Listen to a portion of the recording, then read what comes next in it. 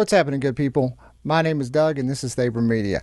In this video, I want to check out and put myself and my prompting skills up against ChatGPT and one of their plugins prompting skills to see if you really need a long, detailed prompt with camera settings in it, or is a short prompt with the 3 words "a photo of," is that good enough to get you a photorealistic image in Midjourney? Let's check it out. I've jumped in to ChatGPT into the plugin store here so we can get a little bit of a better look and get you folks who aren't familiar with the ChatGPT plugin Photorealistic a better idea.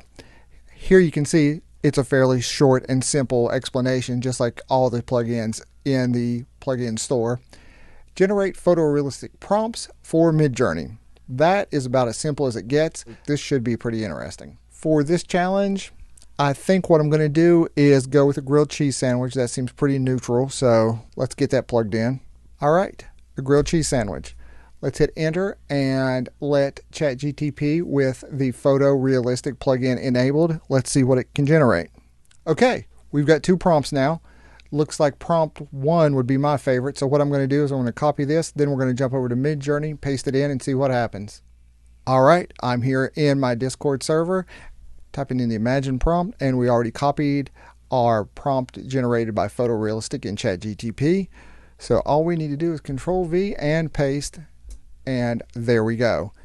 Okay, the ChatGPT Photorealistic prompt that was generated has now given us 4 very delicious looking grilled cheese sandwiches. What I'm going to do now is pop in my prompt, a photo of a grilled cheese sandwich. I am going to add the parameters from the original prompt that ChatGPT created just to put us on a level playing field for this experiment. Okay, first one, 4 grilled cheese sandwiches created by ChatGPT 4 using the Photorealistic plugin.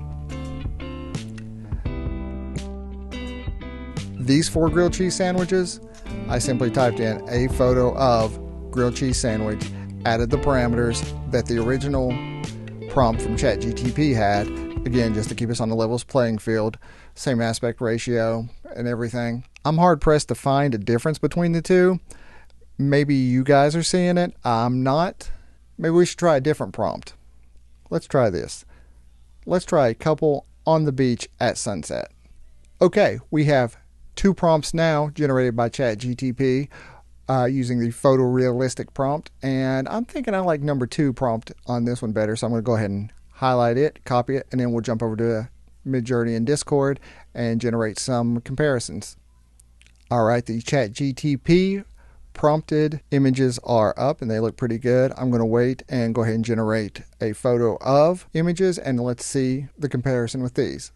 Okay, now both photos have generated. We have close-up photos of folks on the beach. You can look at these. This is the prompt generated by ChatGPT. It is beautiful. Love the lighting and everything. Jump over here to this prompt where I had a lot less detail in it, but I did still ask for a photo of. I cannot question the photorealistic nature of it.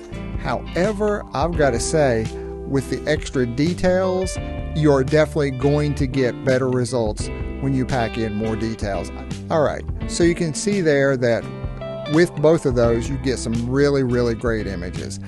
I'm going to go out on a limb here and say I really do not think that camera information matters. What matters more is your lighting, your subjects, your location. Those things make a difference, but I do not think you need all that additional camera information. You're going to get just as good of a photorealistic image if you simply use a photo of, which is great news for folks who aren't photographers, who don't know about camera settings or things like that. So either way you go, use ChatGPT if you have the ChatGPT Plus, and you can use the plugins.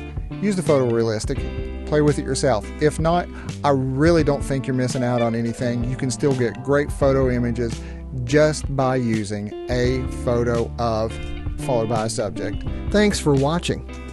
If you find what we do here informative or entertaining, please don't forget to give us a like and share this video. If you haven't already, don't forget to hit the subscribe button and notification icon.